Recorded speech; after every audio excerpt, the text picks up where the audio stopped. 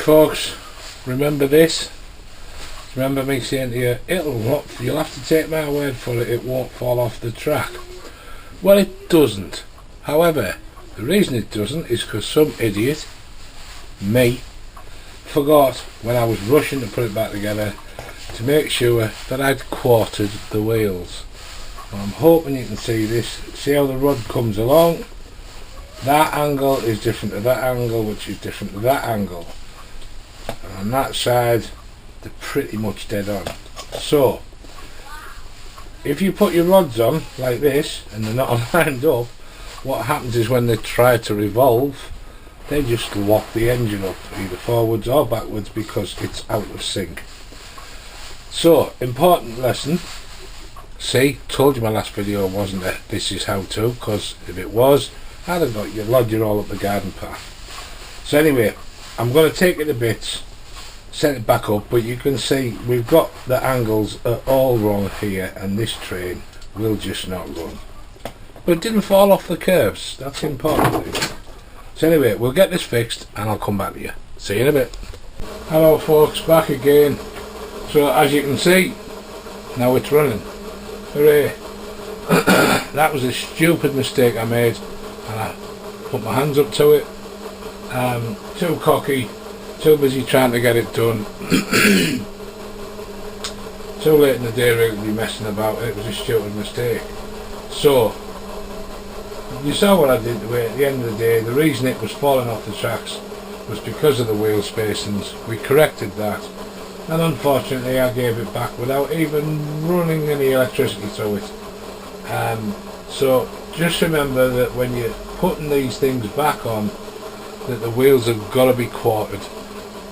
You don't need me to tell you what it is. Look it up on the internet, look it up on YouTube. There's a lot of people who are much smarter than me who have done videos about quartering.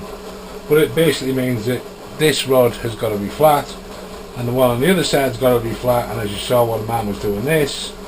And the other thing is, in the easiest term I can say, let me do you the drawing. I'm feeling all artistic suddenly. I don't know whether you can see this, but I'll show you in a minute.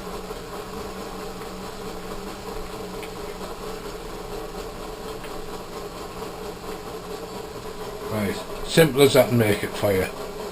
I hope you can see that. So, basically what you're looking at is 3 wheels.